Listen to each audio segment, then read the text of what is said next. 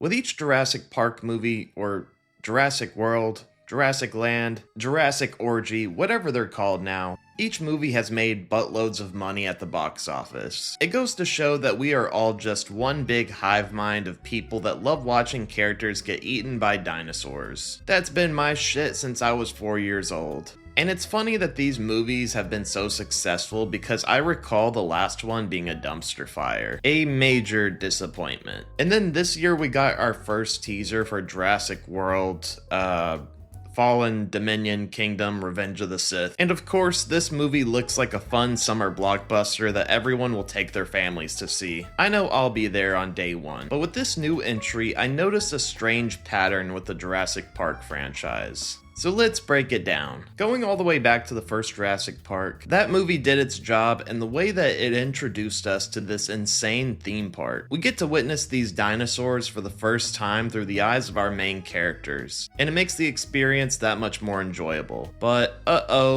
things go wrong. Dinosaurs get out and shit hits the fan. What a horrible idea to make a dinosaur theme park. Yeah, then in 2015 we get Jurassic World. Why do we get Jurassic World? Because we got two Jurassic Park sequels that didn't move the needle the same way the original Jurassic Park did. And the same could be said about the Jurassic World sequels, which is why I think we're starting all over once again. But I'll get to those sequels. So we get a new part called Jurassic World. This time it's revamped and has a crowd of Disney adults. How I would love to see them get eaten by dinosaurs. We have two new lead characters that I will say are unique, but we also have two kids that are having the time of their lives because they have a family member that gives them exclusive access to the park. That is until things go wrong and they get saved by the dinosaur expert.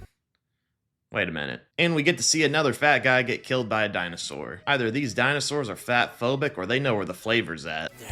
So what makes Jurassic Park and Jurassic World so appealing? Well, for one thing, they allow the audience to visit a theme park like no other. It gives the same vibes of seeing the Wizarding World for the first time. There's a reason Universal is making bank off of these at their theme parks. It's an immersive experience to feel like you are at this place where dinosaurs exist. And everyone is a sucker for the turning point where things fall apart because everyone wants to see people get eaten by dinosaurs. This story is so simple yet so effective for the general audience. And while these movies differ from each other in many ways, they still have the skeletal structure that makes them such a hit. But unfortunately, both Jurassic Park and Jurassic World were unable to capture that magic in their sequels.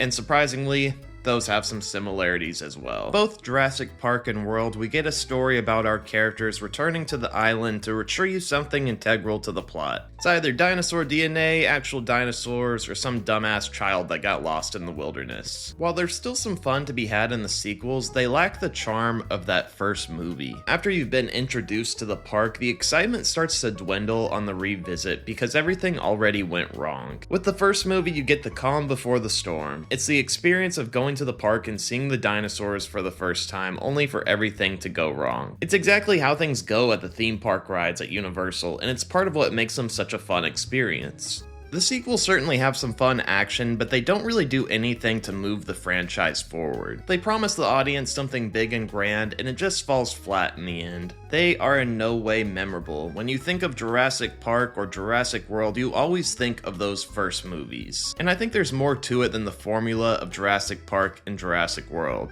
It's the wasted potential of these sequels. The Lost World is probably the best of any of the sequels because of the story and the fact that Alan is the main character again. Alan!